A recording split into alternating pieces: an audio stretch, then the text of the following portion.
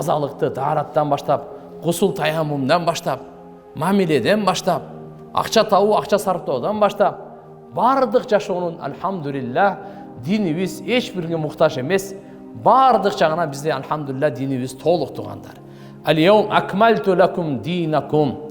23 жыл Алла Таала Кур'ан түшүрүп, пайгамбарыбыз бу дүйнөдөн кетерине бир 80 күн калганда ушул аятты Арафа тоосунда Арафа күнү түшүрдү Алла Таала. Силердин диниңерди толук кылып бердим деди.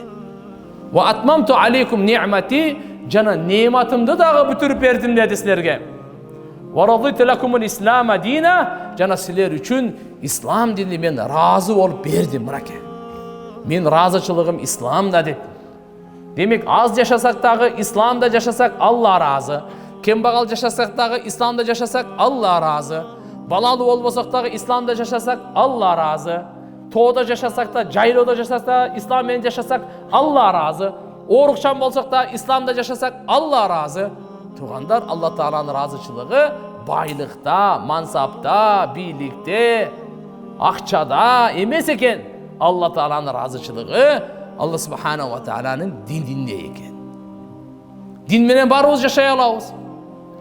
Барыбыз жашай алабыз. Дин, ислам дини адамдын табиятына лайыкталган дин. Биздин динибизде ла рахбанията фил ислам. Исламда рахбаният жок. Рахбаният дегени таркы дүния деп коет. Дүниөнү таштап коюу.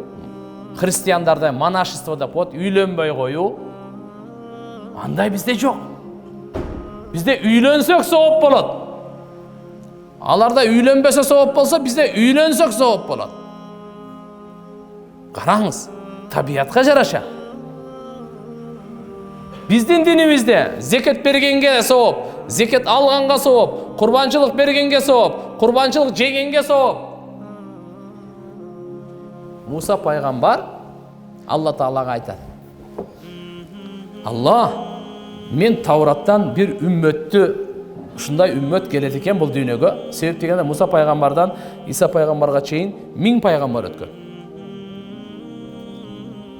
Иса пайгамбардан асманга көтөрүлүп кеткенден бери пайгамбарыбызга чейин 570 жыл өтүп кеткен. Пайгамбар саллаллаху алейхи ва саллям төрөлүп дүйнөдөн өткөн 63 жыл. Пайгамбар саллаллаху алейхи ва саллям 53 жашында хижрат кылды. Ошо хижраттан бүгүнкү күнгө чейин 1442 жыл болду. Эми Муса пайгамбар канча жыл мурда айтып атат: мен Тауратта ушундай үммөттү көрдүм деп атат. Ал үммөт эң акыры келет экен, бирок эң биринчи бейишке кирет экен дейт. Эң акыры бу дүйнөдө келет экен, эң биринчи бейишке кирет экен. Я Алла, ушул үммөттү мага берчи деп сурады. Алла Таала айтты: жок деди, бул Мухаммаддын үммөтү болот деди. Мухаммад Ахмаддын үммөтү болот деди. Пайгамбарыбыз жердеги аты Мухаммад, асмандагы аты Ахмад. Пайгамбарыбыздын аттары өтө көп, бирок эң машхур аты көп аты айтылган Мухаммад Ахмад. Анан айтты: о Алла, мен ушундай үммөттү көрүп атам, алар жакшылыкка чакырышат экен, жамандыктан кайтарышат экен. Мындайча айтканда пайгамбарлардын ишин кылышат экен. Жана ошол үммөттүн акыркылары Даджал менен согушуп, Даджал менен кармашат экен. Ушул үммөттү мага берчи деп сурап атпайбы? Жок деди, бул Мухаммаддыкы болот деди. Кара.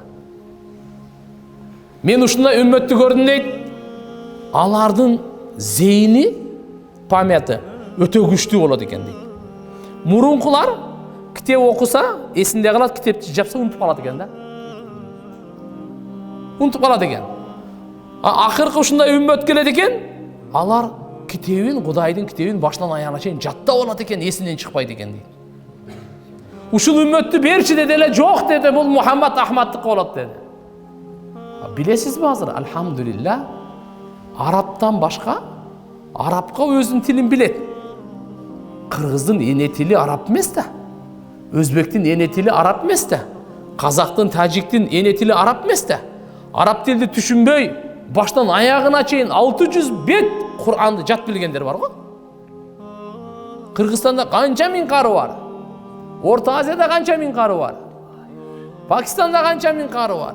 Turkiya'da kança min? Endonezya, Malayziya, Xitay bu yağını aytpаңыз. Araplarda, dünyada kança milyon karı var. En jaş karı, budan bir kança jıl bolup kaldı, bir 10 жылдан da ötüp ketти окшойт. Jiddaga barsak жазылып турган экен.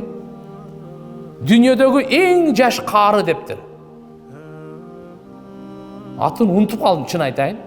Ошол жерге чоң жазып коюптур. Кыздар, балдар, жаш балдар 5,5 жаштагы кары экен. Тажик экен. Тажикстандан экен, Ленинабадтан. 6 жашарлар, 7 жашар карылар эми толтура. Ал 5,5 жашта кары экен. Ya aylanayın. Bir sözün котормосун түшүнбөйт. Baştan ayağına чейин жаттаган Курандын мужизасы мына. Biz бүткүл дүйнөгө жар сала алабыз. Ey, dünyadagi insanlar 7 milyard. Уккула. Мына Kur'an, Allah'ın kitebi. Биздин добуз.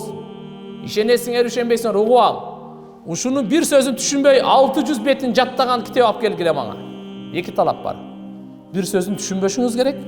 600 betти жат билишиңиz керек. Ушундай китеп беринчи мага. Китеп эмес, bir барак беринчи.